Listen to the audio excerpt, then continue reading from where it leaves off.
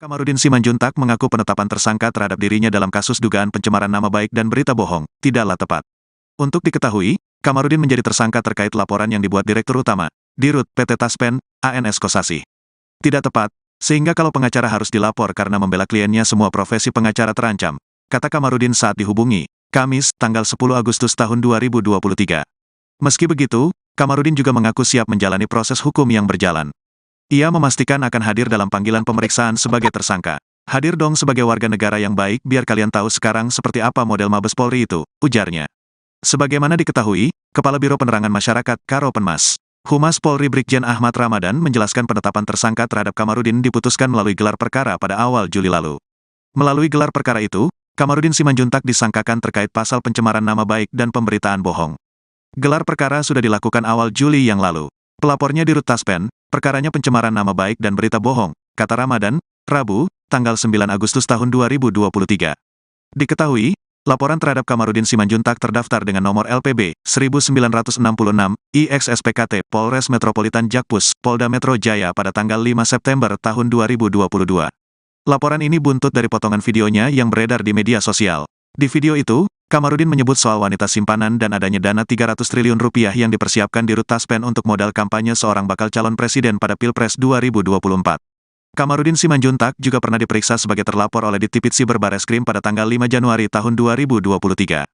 Saat itu, Kamarudin menjelaskan bahwa pernyataan di video disampaikannya ketika sedang menjadi advokat dari Rina Laowi yang merupakan istri dari Dirut Taspen. Bahkan, Kamarudin Simanjuntak juga membawa sejumlah barang bukti untuk menguatkan pernyataannya itu. Salah satu barang bukti yang dibawa adalah hard disk yang berisi ribuan video asusila yang diduga dilakukan oleh Dirut Taspen dan sejumlah wanita yang bukan istrinya. Menurut Kamarudin, perihal dugaan tindakan asusila itu juga telah dilaporkan melalui surat ke Presiden RI, Wakil Presiden RI, Menko Polhukam, Komisi 3, serta Kapolri dan Wakapolri. Dalam surat, kata Kamarudin, ada kurang lebih 6.000 video asusila di dalam handphone atau komputer Dirut Taspen. Nah, ini kita sudah pindah ke hard disk. Ini semuanya isinya video porno, di mana Dirut Taspen ini sebagai pelaku dan wanita-wanita istri lain sebagai turut pelaku. Karena dipanggil oleh Siber Polri hari ini kita resmi serahkan, tadinya ini saya saja yang pegang, kata Kamarudin di Bareskrim, Mabes Polri, Jakarta pada tanggal 5 Januari tahun 2023. Ia juga membawa dan menyerahkan bukti transfer bukti percakapan dari Dirut Taspen ke sejumlah wanita yang bukan istrinya. Kemudian saya juga bawa satu koper bukti berisi transaksi keuangan, di mana Dirut mentransfer uangnya sampai 200 juta rupiah per hari kepada wanita-wanita lain dan keluarganya yang bukan muhrim, ujar Kamarudin Simanjuntak.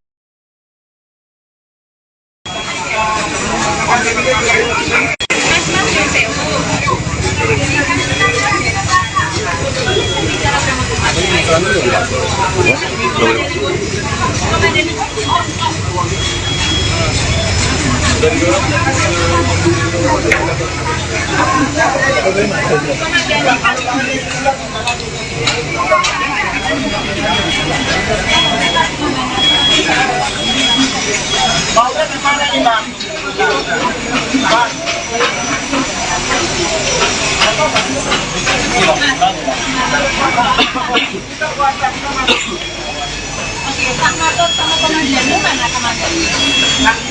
Saya Matot di sama komandannya. Komandannya sendiri.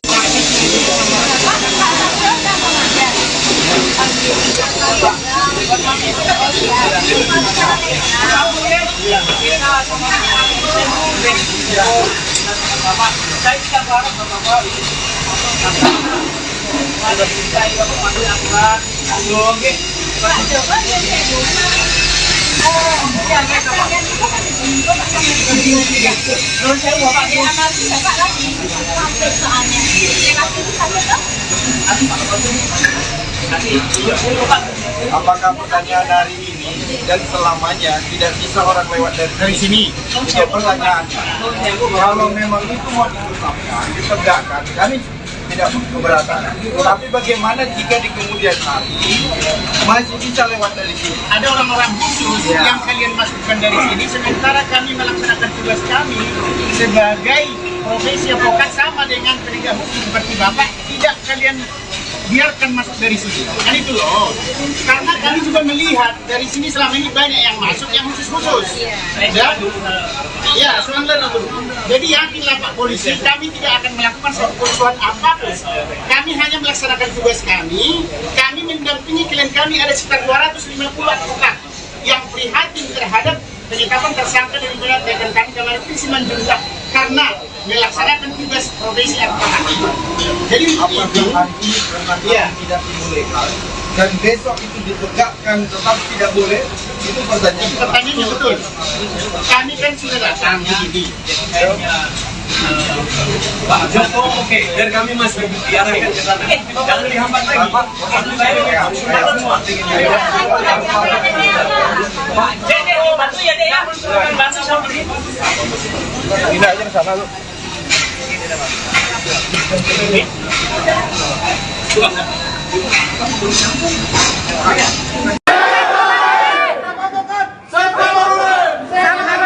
Mohon kepada Bapak Kombes Yudi yang di depan kami, mohon berikan kami. Kami mempersilakan Polda kebesaran kami. Tolak kriminalisasi. Bang Fredrik.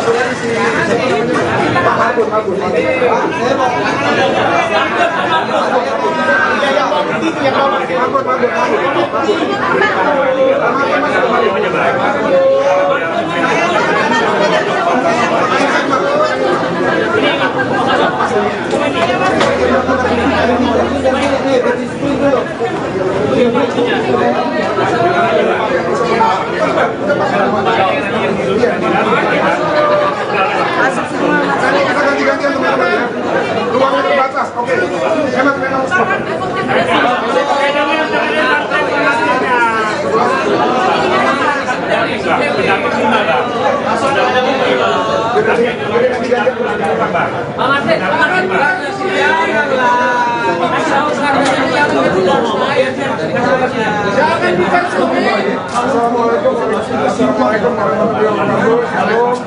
Karena keterbatasan, ini kami akan didamping. Kami akan dalam Bang Palmer. Kita sama-sama.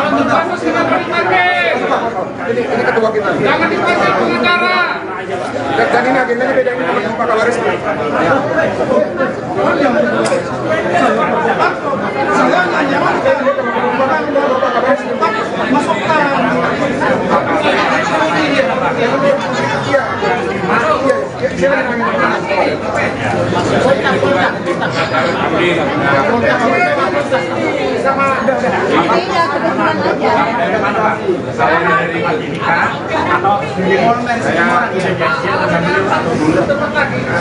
Ya, sobat Warta Kota, terlihat Kamarudin Simanjuntak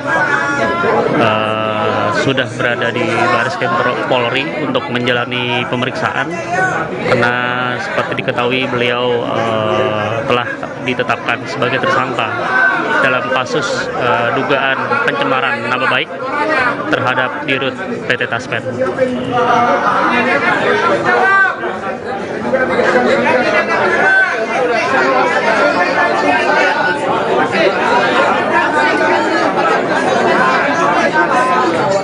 Minta tempat aja lah.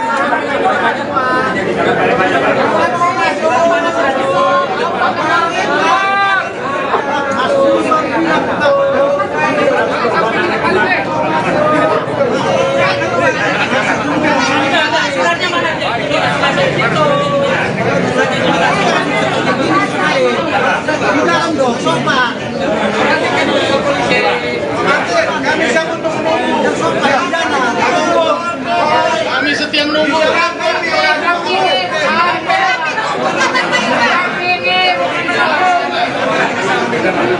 Bang, Kamarudin. Kamarudin tidak keluar.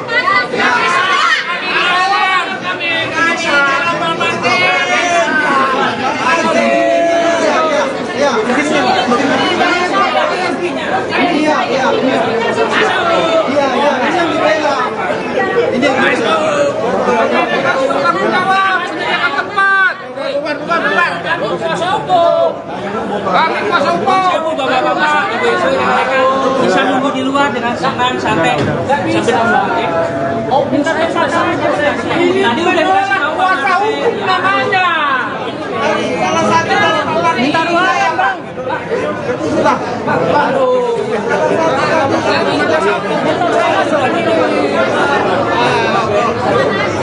Udah dibawain ke kampung.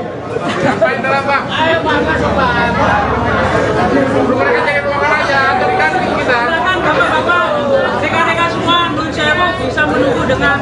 Nggak bisa.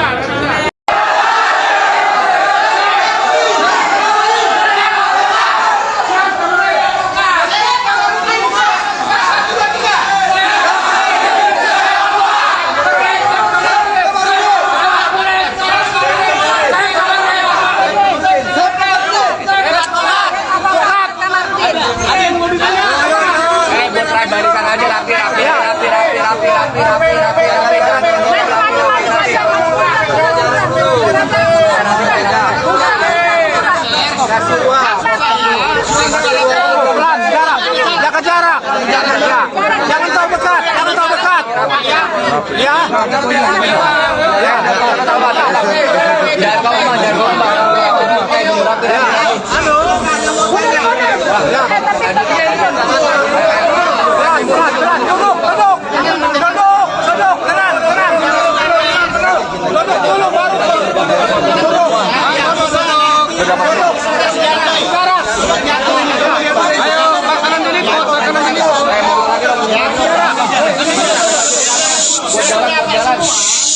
Bang, itu bang ya, masih biar dapat semua aja. Di sana. Jadi medianya buat kita duduk jalan. Bang, itu bang, turun kanan mundur.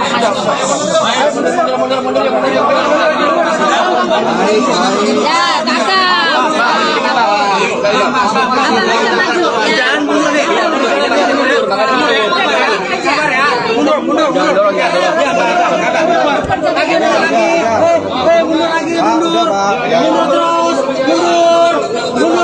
Mundur ya. Di jalan ini ya. Mundur ya. Media, tolong ya, 1 meter ya. 1 meter ya. Bikin letter U ya. Ada ya. Ada siapa? Standby semuanya ya. Jangan dorong, ibu maju aja perempuan tuh. Nah. Ayo mundur lagi. Media perempuan. Maju aja, Bang, kasih jalan. Yang perempuan. Yang perempuan. Abang belakangnya, Bang. Audio. Iya. Gimana sih, Bang? Ini kalau nggak teratur nggak dimulai. Ibu di sini. Maaf ya. Kamar itu maju dikit Pak ya. Tunggu. Maaf ya. Dimulai ya. Siap ya. Udah siap semua. Belum tunggu ya, udah siap. Ayo, siap yang mau. Udah siap ya. Mulai bang. Yuk, mulai. Udah mulai ya. Jadi Pak maju dikit biar kamera Dan teman-teman, saya dan teman-teman diundang atau dipanggil sebagai tersangka ketika menjalankan tugas profesi advokat. Saya membela atau mendampingi klien saya yang bernama Rina Waoli dan anaknya. Kenapa saya dampingi dia? Karena dia korban KDRT, melapor ke Mabes Polri tidak terbukti, berkali-kali melapor, sehingga saya bela dia di pengadilan tinggi sampai ke Mahkamah Agung. Sampai sekarang belum keluar putusan Mahkamah Agung. 2 tahun yang lalu. Sampai sekarang. Kemudian saya bela dia antara lain karena kasus seperti ini.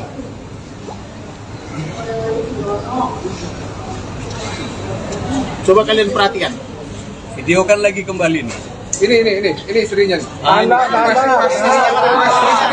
Belum ada putusan inkrah. Ibu Lina Satu aja ngomong. Putus kalau sudah inkrah. Ini Bapak ini kukunya dipoles-poles. Tahan, Bang.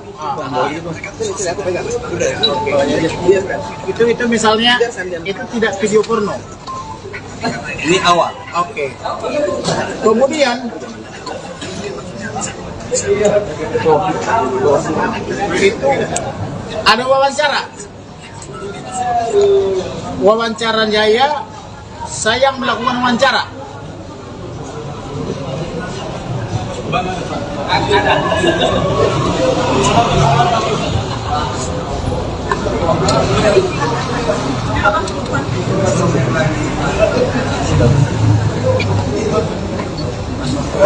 Nah, ini dengar ya.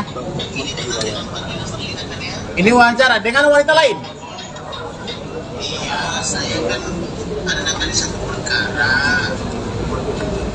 Namanya Lina Marlina. Kalau tadi Teresia Mila Yunita. Teresia Mila Yunita bukan? Kalau ini lain lagi. Apakah kenal dengan beliau?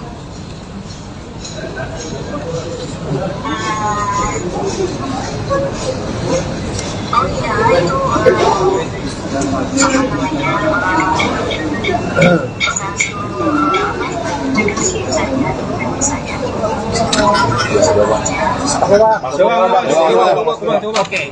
Lanjut Bang. Kemudian ada juga dengan wanita lain, main sosor-sosoran dari pintu hotel. Itu kamar pintu. Cepat dikit. Ini bukan yang video porno ya, bukan yang joroknya ya. Yang joroknya ada 5.000 poin. Nggak bisa dipublikasi. 6.000 poin. Ini pra ya, pra. Ini perannya nih. Sepatutnya Bang. Dikit. Di bawah. Iya Bang, lanjut Bang. Itu nanti ke penyidiknya Bang, di sini Bang. Buktinya dulu. Ayo Bang. Langsung intinya aja Bang. Intinya apa Bang? Iya nanti itu biar ke penyidik aja Bang. Di sini biar intinya aja apa. Penyidik aja. Nah, itu baru secuil bukti-buktinya ya. Dari 6.000 video porno. Video jorok. Entah kenapa di Taspen ini yang lewat Sakti. Saya lapor ke Presiden, Wakil Presiden, Menteri Keuangan, Menteri BUMN, semua Menteri, Komisi 3, Komisi 6. Sampai sekarang tidak dipecat. Tadi malam saya kirim lagi surat, saya minta dipecat. Masa kita 270 juta penduduk Indonesia tidak ada yang layak mengganti beliau? Benar nggak? Masa dia sendirian? Nah kemudian ini klien saya dengan anaknya 7 tahun. Berapa tahun sekarang ya? Dari 7 tahun sampai 8 tahun. Aduh 2 tahun saya bilang. Tidak pernah dinafkahi. Tidak pernah pulang ke rumahnya. Alasannya sibuk mengurus negara ini. Masuk akal nggak? Masuk akal nggak mengurus negara ini? Nah itu antara lain. Jadi apa namanya? Saya minta pertanggungjawaban daripada Karo Bareskrim sama siapa tuh? Andi Bibit. Kenapa dijadikan saya tersangka? Dalam hal membela klien. Bukankah pasal 16 Undang-Undang Advokat mengatakan bahwa advokat sepanjang melakukan tugasnya tidak boleh diperiksa? Betul.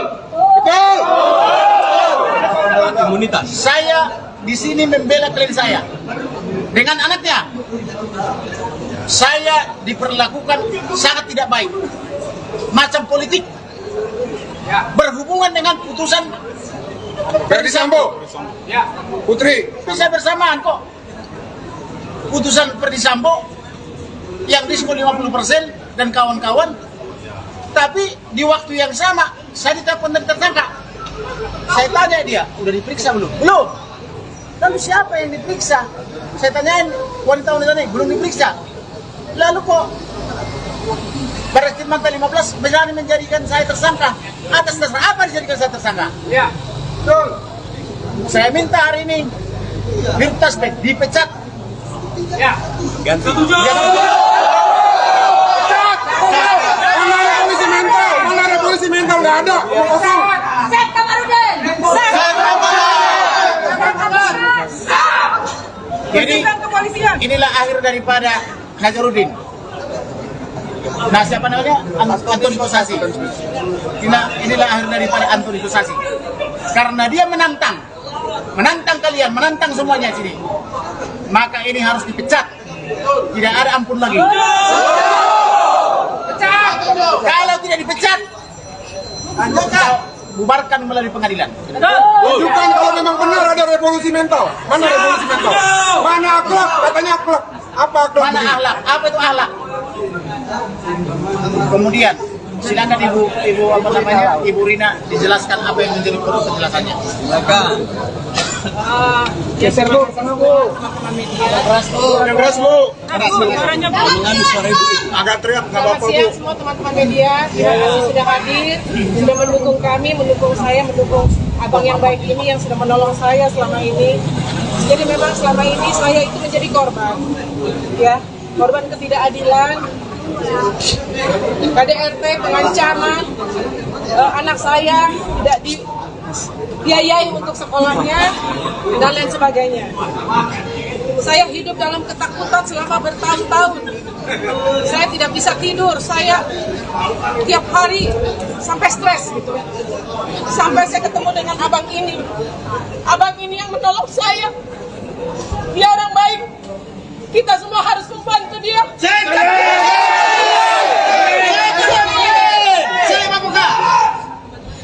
Yang jahat itu suami saya. Kalau sama saya, istri dan anak aja dia tega. Bagaimana dengan yang lain? Terus kalau yang bela saya ini dikriminalisasi, kemana lagi perempuan seperti saya mencari pertolongan? Saya sudah pergi polisi di SP3. Saya minta bantuan hukum, beliau jadi tersangka. Bagaimana kalau ada KDRT, perempuan dibunuh, anak-anak dilakukan pelantarkan, diadakan kekerasan? Kemana kita harus pergi? Buktikan revolusi mental. Jadi saya mohon untuk seluruh rakyat Indonesia, terutama ibu-ibu, para perempuan yang seperti saya, masa depan kita ada di sini sekarang. Kita harus bangkit, kita harus bersatu hati demi kebaikan anak-anak kita nanti, anak-anak perempuan, supaya di negara ini perempuan dan anak-anak memperoleh hak yang sama secara diskriminasi terhadap perempuan. Tidak bisa didiskriminasi karena sampai di pengadilan pun, waktu di pengadilan negeri, keputusannya sangat merugikan perempuan dan anak-anak. Oleh karena itu saya tidak terima. Abang ini yang bantu saya pada saat proses banding dan kasasi yang sampai hari ini belum ingkrah. Apa yang disampaikan abang itu bukan hoax. Jadi apa yang disampaikan abang itu Semua. adalah semuanya bukti-bukti yang saya berikan kepada beliau untuk keperluan membela saya.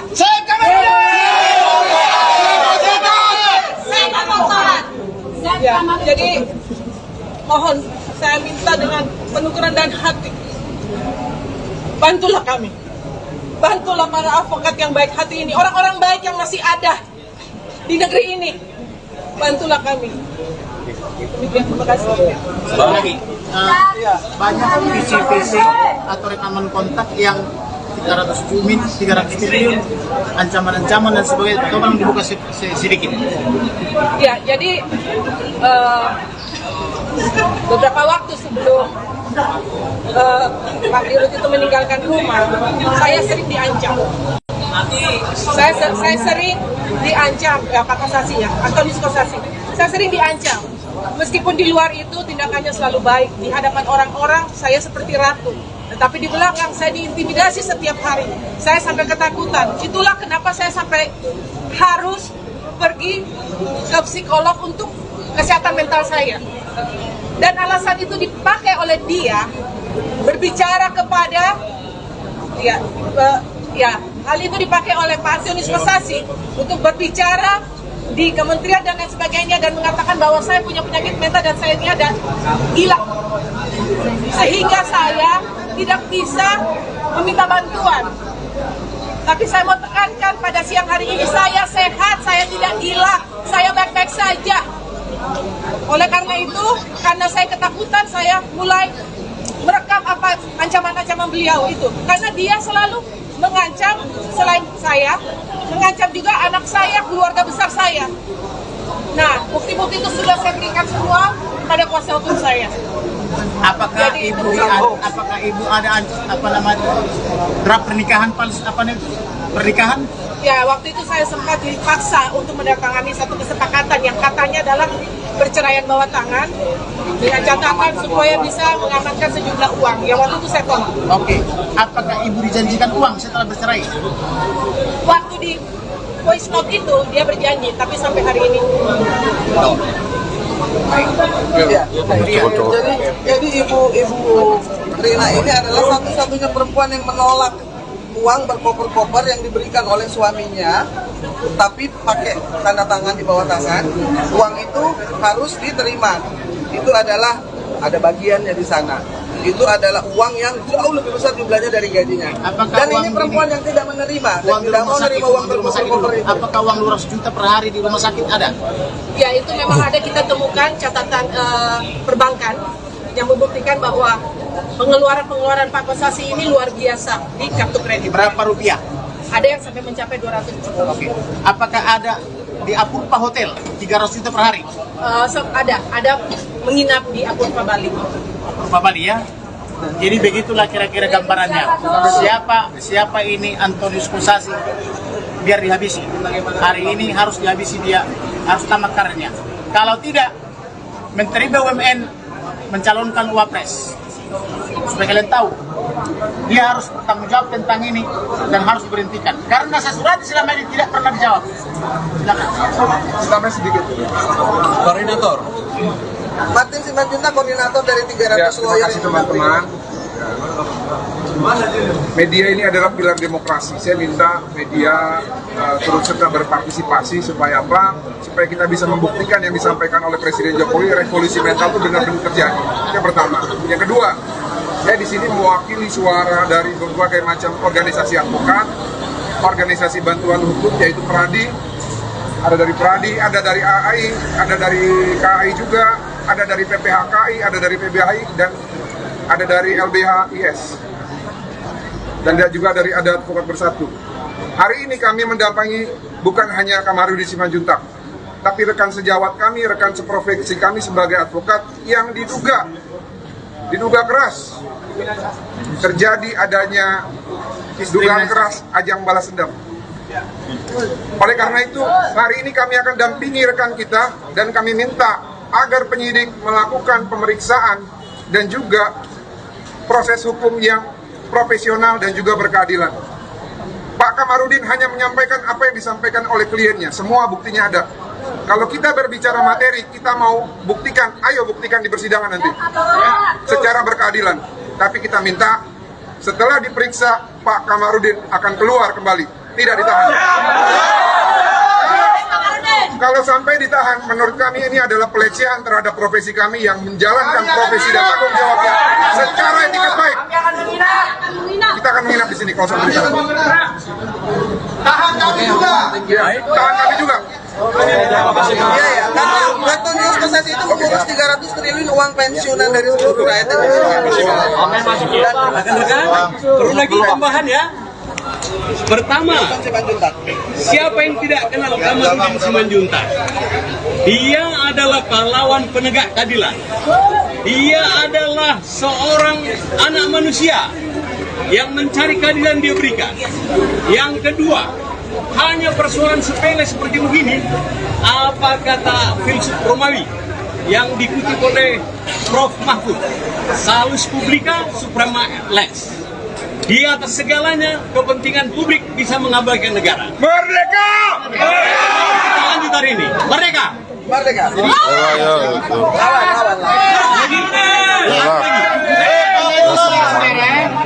Saya mau sampaikan atas tuduhan daripada Kosasi Direktur Kaspen itu yang menyatakan bahwa Kamarudin itu melakukan atau menyebarkan berita hoax. Tadi sudah dijelaskan oleh ibu itu bahwa semua sumber berita itu adalah dari ibu Rina Loli yang merupakan istri daripada Kosasi, dan datanya dan buktinya semua ada. Jadi kalau yang seharusnya dihukum atau ditersangkakan adalah orang-orang yang dulu menyatakan terjadi tembak menembak di rumahnya Sambo, termasuk itu Kompolnas, termasuk yang lain, ternyata tidak benar. Itu yang terjadi, yang telah membuat kegaduhan di masyarakat. Kalau Kamarudin ini yang menjadi kegaduhan tidak ada di masyarakat, hanya mungkin di dalam kepala Kosasi yang menjadi kegaduhan, karena ketahuan semua apa yang menjadi boroknya, begitu ya. Kira-kira begitulah, terima kasih. Pengacara Kamarudin Simanjuntak mengaku penetapan tersangka terhadap dirinya dalam kasus dugaan pencemaran nama baik dan berita bohong tidaklah tepat. Untuk diketahui, Kamarudin menjadi tersangka terkait laporan yang dibuat Direktur Utama, Dirut PT Taspen, ANS Kosasi. Tidak tepat, sehingga kalau pengacara harus dilapor karena membela kliennya semua profesi pengacara terancam, kata Kamarudin saat dihubungi, Kamis, tanggal 10 Agustus tahun 2023. Meski begitu, Kamarudin juga mengaku siap menjalani proses hukum yang berjalan. Ia memastikan akan hadir dalam panggilan pemeriksaan sebagai tersangka. Hadir dong sebagai warga negara yang baik biar kalian tahu sekarang seperti apa model Mabes Polri itu, ujarnya. Sebagaimana diketahui, Kepala Biro Penerangan Masyarakat Karopenmas, Humas Polri Brigjen Ahmad Ramadan menjelaskan penetapan tersangka terhadap Kamarudin diputuskan melalui gelar perkara pada awal Juli lalu. Melalui gelar perkara itu, Kamarudin Simanjuntak disangkakan terkait pasal pencemaran nama baik dan pemberitaan bohong. Gelar perkara sudah dilakukan awal Juli yang lalu. Pelapornya Dirut Taspen, perkaranya pencemaran nama baik dan berita bohong, kata Ramadan, Rabu, tanggal 9 Agustus tahun 2023.